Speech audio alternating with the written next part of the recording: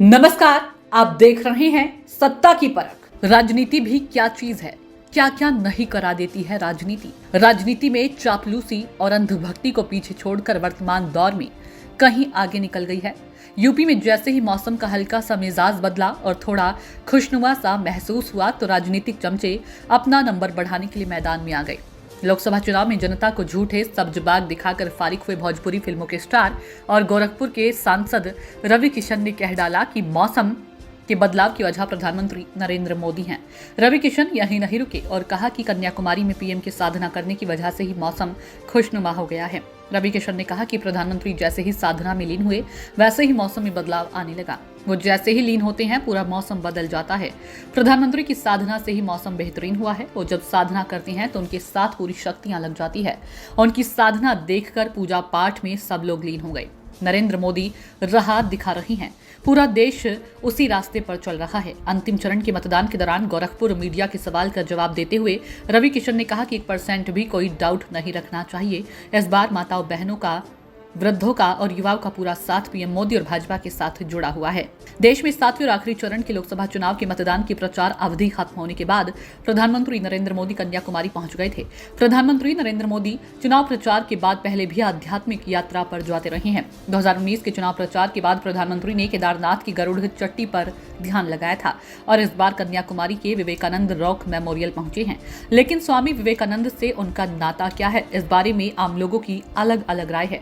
नरेंद्र मोदी वह समंदर में बनी विवेकानंद रॉक मेमोरियल में ध्यानमग्न है। उनका एक और वीडियो सामने आया।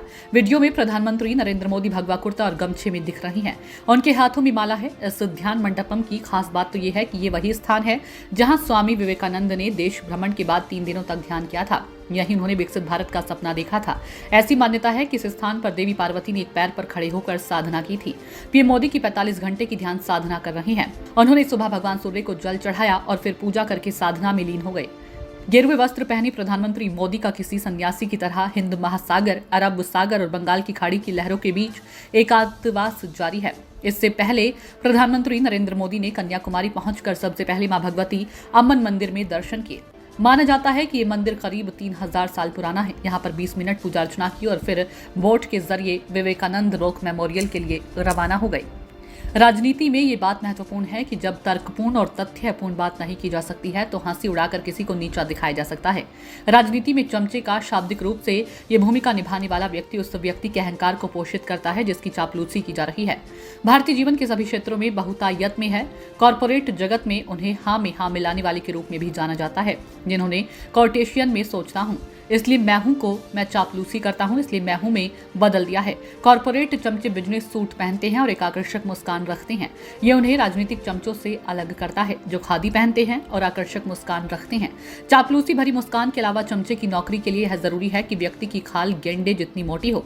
चमचा शब्द बहुत दिनों से प्रचलन है और यह अधिकतर उन लोगों के लिए उपयोग होता है जो अपने स्वार्थ की पूर्ति के लिए अपने बॉस या राजनीतिक नेता से बहुत अधिक निकटता प्राप्त करने के लिए उनकी निरंतर प्रशंसा करते रहते हैं और साथ ही उन्हें छोटी मोटी सेवाएं हमेशा देते रहते हैं। सियासी जानकारों का कहना है कि 2014 के बाद भारतीय राजनीति में चमचागिरी की दौड़ शुरू हो गई है। मंत्री, सांसद, विधायक हो या अफसर, सब अपने राजनीतिक आकाओं को खुश करने में लगे हैं। एक से बढ़कर एक ऐसा ज्ञान पेल रहे हैं जिसका वास्तविकता से कोई सरोकार भी नहीं है। रवि किशन के बयान को भी राजनीतिक विश्लेषक इसी दृष्टि से देख रहे हैं। सत्ता की परख के लिए अवधेश कुमार सिंह की रिपोर्ट।